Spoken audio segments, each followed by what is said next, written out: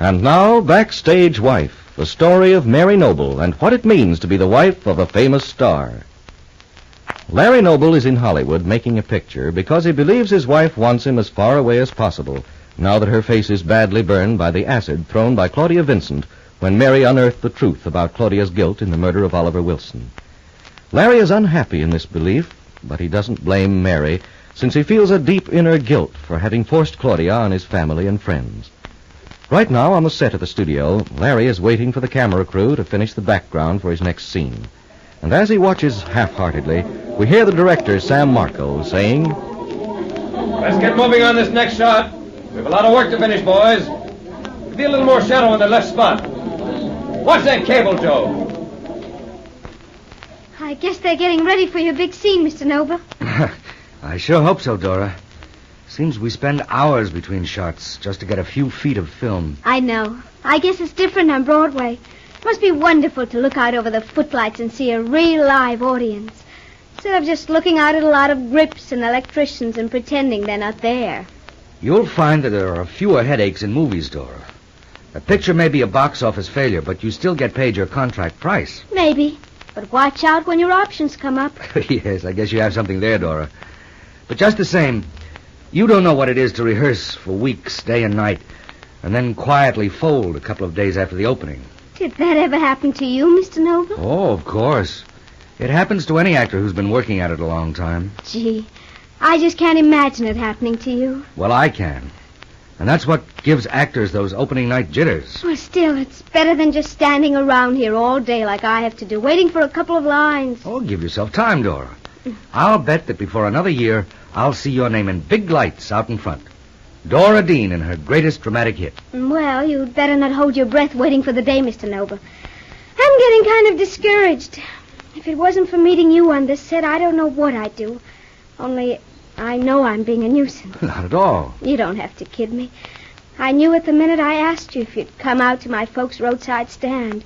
I knew I was out of turn when I said that. Why, you're just as wrong as you can be, Dora. I thought it was very nice and friendly of you to ask me out. Sure. Only wild horses wouldn't drag you out there, and I don't blame you. After all, I'm just a nobody, and my folks are old vaudeville has-beens who keep on talking about the good old days and how they wowed them at the palace. You know, you're very cynical, Dora.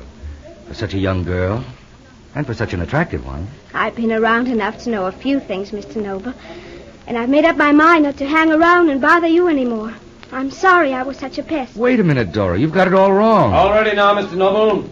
Let's get this next scene out of the way. I'll be right with you, Mr. Marco. Take your position just as we rehearsed it. You cross over from that side. Oren will come up the track and pan to the right. You got that clear? I'm ready when you are. All right. Let's not have any retakes on this. Nice and quiet now. You ready? Action. Lights. Sound. And at this same time, in a New York hospital where Mary is recuperating from her severe acid burns, we find her most devoted visitor, wealthy Rupert Barlow, talking in the hall outside Mary's room with Dr. Allen, who's in charge of the case. And we hear... Well, Dr. Allen, you're just the man I've been wanting to see. Indeed, Mr. Barlow? Yes, it's about Mrs. Noble's condition. Well, as I told you, Mr. Barlow, only members of the family Yes, are... now wait, Dr. Allen. I am one of Mrs. Noble's closest friends. Perhaps the closest friend she has. At least I'd like to think so. Well, what was it you wanted to ask me, Mr. Barlow? And I wonder if you can give me any idea of how much longer the patient will have to stay here in the hospital. Will it be 1 week, 2, longer perhaps? I can only say that Mrs. Noble is making far greater progress than I anticipated. Burns of this sort are tricky. It's very hard to predict the outcome. But can't you give me some idea of what you expect, Dr. Allen? I mean to say, Mrs. Noble is a very beautiful woman. She's greatly admired. And, being married to a theater personality, she is, of course, seen on many occasions in public. Now, if she were to be badly disfigured, I'm very much afraid of the effect it'll have on her future, on her ability to accept the verdict. I have found Mrs. Noble to be a splendid patient, Mrs. Barlow, and I'm sure that she will face whatever she must accept with fortitude and courage. Does that mean that you don't expect her to make a full recovery? Well, not at all. But I'm not in favor of building a patient's hopes too high before the outcome is reasonably certain. And it isn't reasonably certain yet, in your mind. Mr. Barlow, I understand your concern for a dear friend, but I don't understand the wish to have me predict the extent of Mrs. Noble's recovery before I am certain of it myself. Well, I'm sorry if I'm overstepping myself, Dr. Allen. Perhaps I'd better explain that my concern is based on a knowledge of certain facts in Mrs. Noble's personal life. Indeed. You see, I know that Mrs. Noble is becoming very restless and depressed. That's quite natural under the circumstances. However, I feel that Mrs. Noble has managed to keep herself under excellent control. Yes, but the question is, how much longer can she go on? Oh, I don't quite understand. Let me be quite candid, Dr. Allen. You may not know that Mrs. Noble is going through a serious personal crisis. Her husband has left New York and gone to the West Coast to make a picture. Yes, I know that. Well, don't you feel that Hollywood is a long way off, under the circumstances? I don't pretend to know anything about the entertainment field, Mr. Barlow, but I haven't been aware of any great change in Mrs. Noble's morale these last days. Yeah, she's a very brave woman. But I can promise you she is suffering very greatly. And she fears that if her recovery isn't complete, it will be the breakup of her marriage to Larry Noble. Oh, surely not. Mr. Noble appeared to be concerned only for his wife's comfort. I don't like to argue with you, Dr. Allen, but I'm quite sure of my facts. And you must remember that Larry Noble is a celebrated actor. He might easily persuade you to believe whatever he said. I don't quite know what to say. It'd be most unfortunate to have anything affect the patient's frame of mind. Most unfortunate. I agree. That's why I'm speaking so bluntly to you, Dr. Allen. You see, I want you to keep me as closely advised about her condition as you can, so that I may help her through this terrible time and alleviate her mental suffering. Well, Mr. Barlow, I have reason to believe Mrs. Noble will make a very good recovery. From the way she seems right now, I believe she'll show very few signs of the serious burn she's had. Well, you don't know how that relieves my mind, Dr. Allen. If it's all right, I'll go in and see her now. I left her sitting up in apparent good spirits. But what you've just told me casts a grave shadow on the case. I'd like to think you were wrong about Mr. Noble. Well, I assure you I'm not. He'll certainly not continue his life with a woman whose beauty is marred by scars. But since you believe so strongly in her complete recovery, perhaps there's still a chance. Thank you for your patience and understanding, Dr. Allen. I'll see Mrs. Noble now.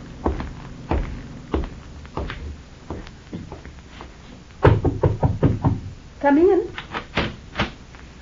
Well, how is my lovely patient today? Hello, Rupert. Aren't you wonderful the way you come to see me? Don't you know it's my greatest pleasure, darling? Now, tell me, how are you? How do you feel? Well, from what Dr. Allen says, I don't think it will be too much longer before he removes the final bandages. I know already. You do? Did Dr. Allen tell you? No, Angel. But I know that you will always be the most beautiful woman in the world, no matter what happens. Oh, that's sweet of you, Rupert. I thought for a minute... Oh, but I should have known. Oh, Mrs. Noble, was that the letter you were expecting? Letter? What letter, nurse? Oh, I see. Do you mean to say Mr. Barlow didn't give it to you? The very idea. Well, I'm most awfully sorry, Mary, darling. I was so delighted to see you, I stuffed it in my pocket and forgot all about it. Shame on you, Mr. Barlow, when our patient's been waiting so anxiously for word. You mean... May I have it, please? I can tell in a minute if it's from Larry. Yes, of course, my dear. And 1,000 pardons. Oh, please open it. I can't manage the envelope. I'll do it, Mrs. Noble. No, please, I insist. There now. Can you read it, or should I ask Nurse Clark to read it while I leave the room, Mary? Oh, you needn't leave, Rupert. I just want to see what he says. It's from Larry, and I can't wait. I thought it must be for Mr. Noble when I saw that airmail special delivery. Can't imagine how I could have been so stupid. Oh, he says everything is simply wonderful. He has a splendid new part in a fine production, and he's working very hard. He's very excited about it and certain that it was the best thing to do. Well... And he says, darling, I miss you so much and pray for your recovery. Oh, Miss Clark, just as soon as I get well, I'm going to Hollywood to be with Larry. I'm going to surprise him. You won't believe his eyes. Oh, Larry, darling.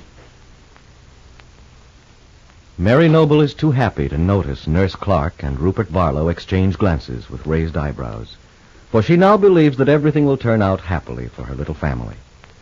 Be sure to be listening Monday to Backstage Wife, the story of Mary Noble and her husband Larry Noble, famous Broadway star.